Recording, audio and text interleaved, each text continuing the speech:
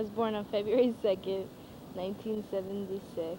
I was about to say 72 because I'm still lying about my age. um, um, in Woodstock, New York, at home, not in the hospital. A violin was playing.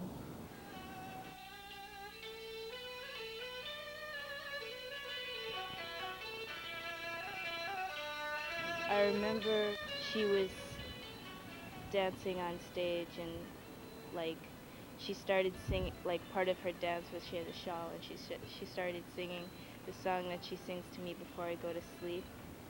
So I so like I escaped whoever was taking care of me and I ran to the stage and I like went and crawled into her arms because I like thought it was time to go to sleep now or I missed her or whatever. So that's probably like, but it's not like a very clear memory. It's just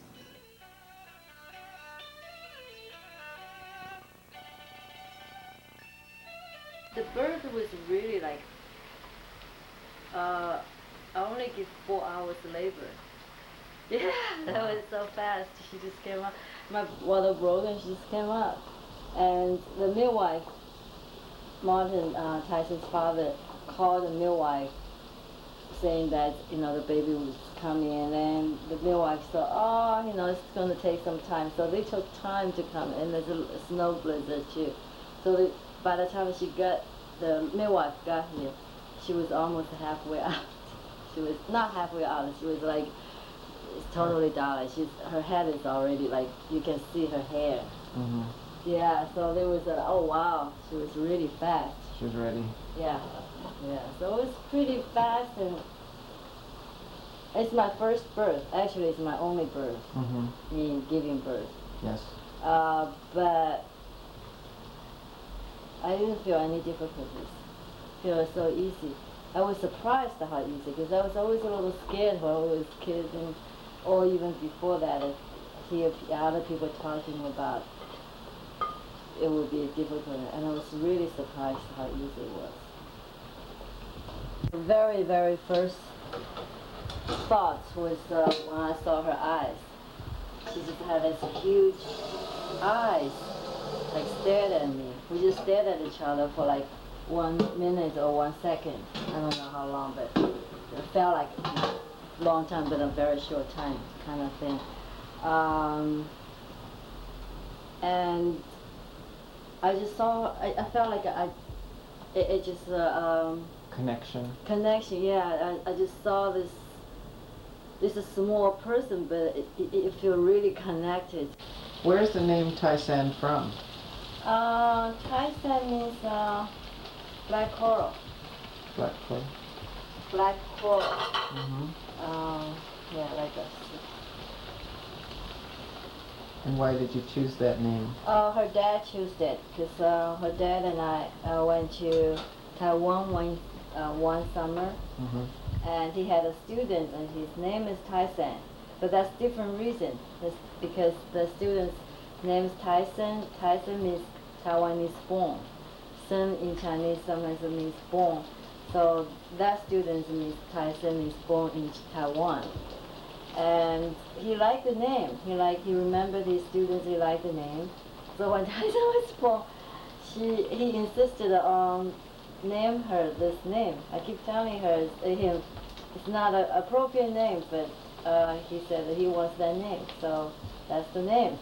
I knew I wanted to be a dancer just because I danced, you know. I mean, I was sent to ballet school when I was 5, and I don't remember it ever occurring to me to like not go to ballet school anymore, to like, you know, 1 year not wanting to go anymore, you know, like that never occurred to me. And then later on I like will meet people who I used to go to ballet school, and they always had stopped after a certain amount of years, and I just like, I'm still continuing. So like I can enjoy watching someone dance without necessarily wanting to be a dancer, or I can enjoy watching a film without necessarily wanting to be the person acting in the film or making the film, or I can enjoy watching a play without, you know. So I think really it starts with your own like you enjoy doing that. That's why you want to do it. So I enjoyed dancing. That's why I wanted to become a dancer, not because I think if anything, my mother was what turned me off from it, just because it's not like, then I see how much of a struggle it is to, you can't really support yourself that well as a dancer. So. You know, I never thought about what I wanted to do until maybe a couple years ago. Still a little confused, but at least I felt a little bit come to in terms with myself and recognize what I want. So there's well, before that that's why, you know, there's a lot of, I was in therapy a lot because there was a lot of bitterness and a lot of resentment and blaming on the others only because I didn't know what to do, so I think the other people want me to do this and that. I think I always liked dance, and I always loved to perform. If you put me in front of a camera or on stage, I could blah blah blah blah forever. and then dance, you know, I love to dance a lot for other reasons too, for the reason of, like I just talking about, to get in touch with the inner strength of the energy. So more or less my parents actually decided for me to be a dancer. I'm at the age of 5, so we just continuously going as a performer and dancer. By the like 3-4 years ago, I actually had the problems with that. I had the problems with feeling like didn't know if that was my own choice. And today I think it was my choice.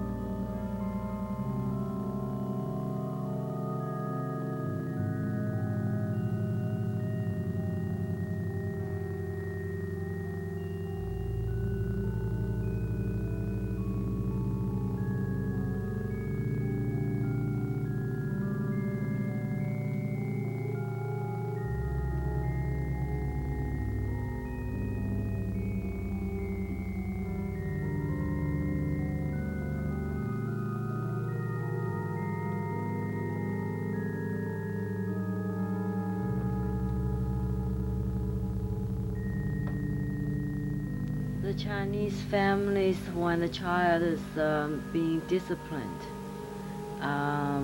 in many all different ways of discipline, is considered discipline, doesn't consider it as abuse. And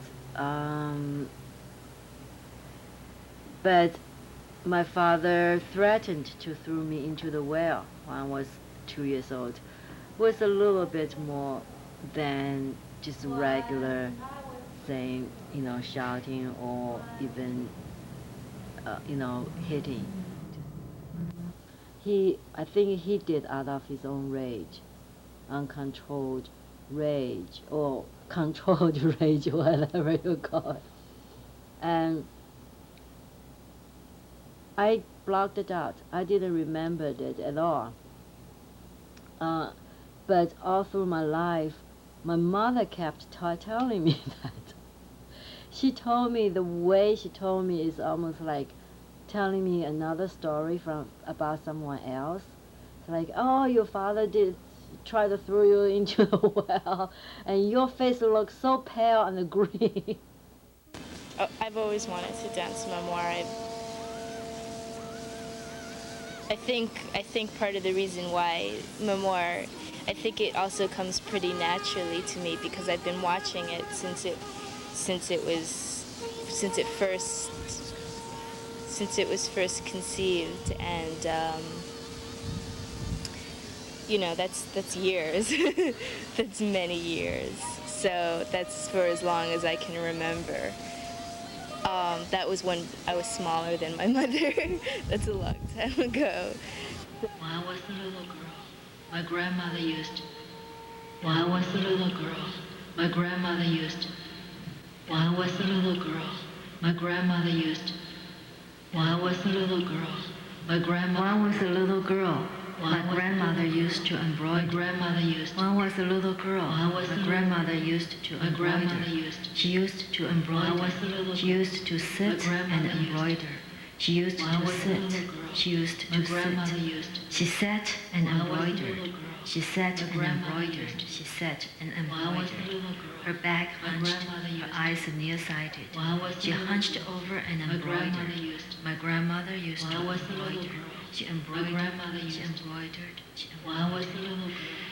It's probably one of my favorite pieces of all time. And that's, why wouldn't anybody turn down being able to dance one of their favorite, pieces of work. My grandmother, she embroidered, she embroidered, she embroidered. The family, the marriage bound the family together. And the family, for me, is more of like a collective human consciousness. Because you bring people together, living together, share certain conditional thoughts together and transform it, pass down to it, making a new life out of it, and a new generation comes in, taking that and remaking it, expanded it or to work on it. So there's a change in it, but there's also unchangeable metaphors in it, keeps going. And that's what, so the kimonos, the outer form, frame of that what we are as human beings, female, women. And she came out as a child, but then I came out as a grown up, and then now she grows up, she does that same dance, come out of that kimono, and it just keeps going and becomes a bond between us, and that bond to share certain life together, I would say.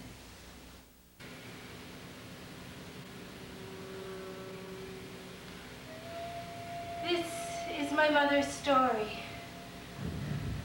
My grandmother used to embroider.